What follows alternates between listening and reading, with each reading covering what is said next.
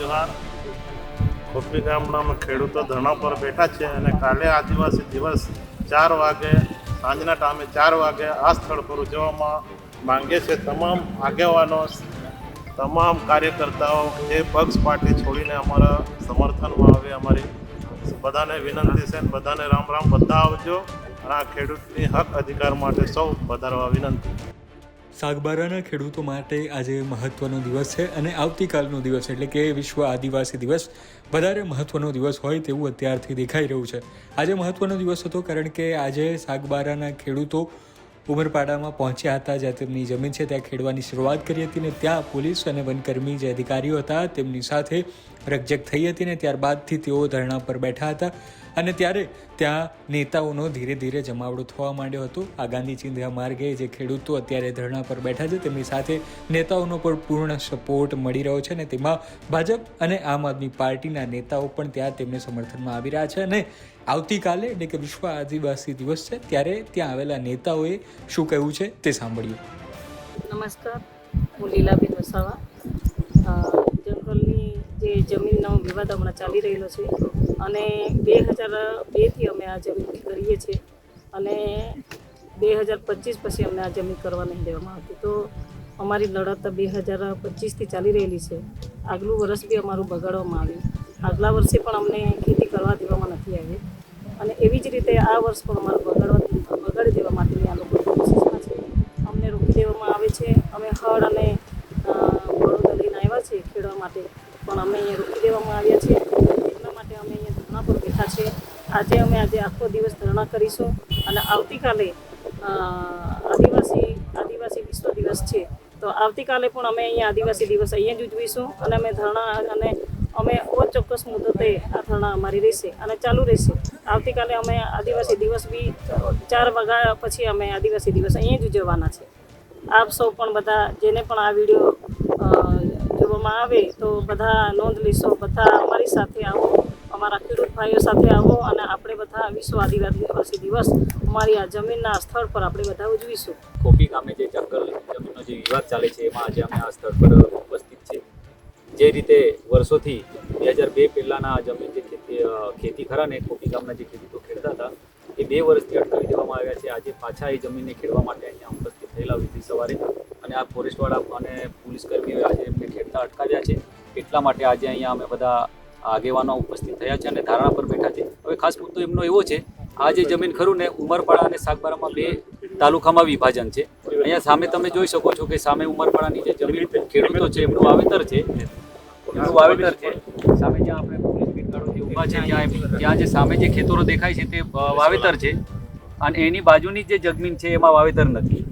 તો આટલું મતલબમાં એ લોકો વિભાજન કરીને આપણા સાગબારાના ખેડૂતોને શા માટે કરી રહ્યા છે, એટલા માટે આજે અહીંયા જે તમામ ખેડૂતો અહીંયા આપણે ધારણા પર બેઠા છે અને બીજા લોકોને બી આહવાન કરીએ છીએ કે આ લોકો જે ખેડૂત ખેડે છે જમીન એમને જે અટકાવવામાં આવ્યા છે એમના સમર્થનમાં દરેક આદિવાસી સમાજના લોકો અહીંયા આવીને બેસે અને ધારણા પર બેસે. આપણે જે બી આંદોલન કરીશું તે ગાંધીજીના માર્ગે આપણે કરીશું એવું બધાને કહેવાનું છે. સાગબારા તાલુકાના ખોપી ગામમાં જે જંગલ જમીન ખેડતા ખેડૂતોનો વિવાદ છે એમાં આજે ખેડૂતો જંગલ જમીન વર્ષોથી ખેડે છે ને એ ખેડવા માટે આવેલા. તો આજે જંગલ ખાતાએ પોલીસ સ્ટાફને બધો ઉતારીને આજે એમને ખેડતા રોકવામાં આવ્યા છે. એના માટે અમે આગેવાનો આવ્યા છે અને ખાસ તો અમે સરકારને એ જ કહેવા માંગીએ છીએ કે આદિવાસી સમાજ અનાદિકાળથી આ દેશમાં રહે છે ને આ દેશનો મૂળ માલિક છે અને તો પણ આદિવાસી સમાજ માટે 5મી અનુસૂચિ લાગુ પાડી, પૈસા અલગ અલગ કાયદાઓ લાગુ પડ્યા, તો પણ જંગલ ખાતું અલગ અલગ પ્રકારે હેરાન કરીને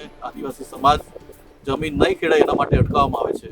અહીંના જે પણ ખેડૂતો છે ઉકાઈ ડેમમાં વિસ્થાપિત થઈને અહીંયા વસ્યા છે, જે પણ ઉમરપાડા તાલુકામાં છે કે સાગબારામાં છે, તો પણ જંગલ ખાતું બંને તાલુકા વચ્ચે વિવાદ કરીને જંગલ ખાતું જમીન ખેડતી અટકાવવામાં આવે છે. એટલે અમારે તો જે ખેડૂતોનો હક છે એ હક માટે આજે અમે બેઠા છે. જ્યાં સુધી નિકાલ નહીં આવે ત્યાં સુધી અમે આ જગ્યા પર બેઠા છીએ. પાછલા ઘણા સમયથી ચાલી રહેલી આ લડાઈમાં આજે સાગબારાના ખેડૂતો ત્યાં પહોંચ્યા હતા જ્યાં તેઓ ખેતી કરી રહ્યા હતા અને ત્યાં તેમને અટકાવવામાં આવ્યા હતા.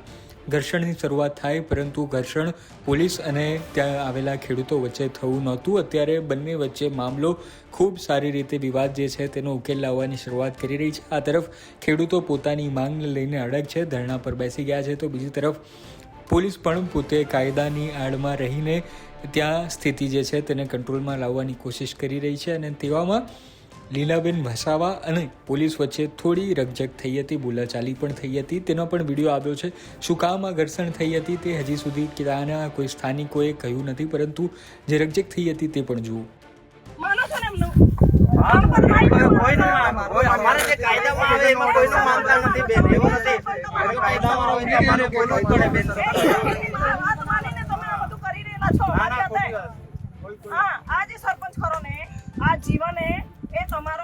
મારો ઉતારીને શું કરશો? મેં તો વિડિયો લાવ્યો. ભાઈ જોજો, આ અનાજ છે ભાઈ, એના પર બેન બોલે છે એમના પ્રશ્નો સાંભળો ને તમે. ભાઈ તારે છે ને આપણે બરાબર તારે રીલ બનાવતો હોય ને બરાબર છે બેન, એમ નહીં કહેતો રીલ બનાવતા હોય બેન બરાબર ફોટો બદનામ કરતા હોય કહી દેજો એમને.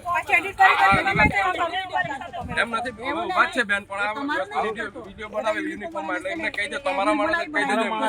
બરાબર છે, જે હકીકત છે તે જ બતાવે ને, પણ જે હકીકત છે તે જ બતાવે ને.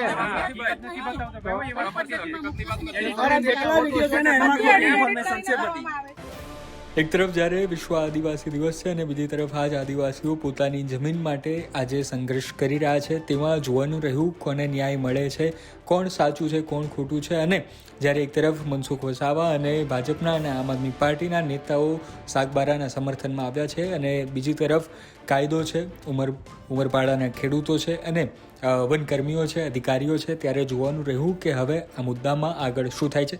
આ મામલે તમારું શું માનવું છે કોમેન્ટમાં જરૂર જણાવજો અને જોતા રહો ગુજરાત તકને. ધન્યવાદ.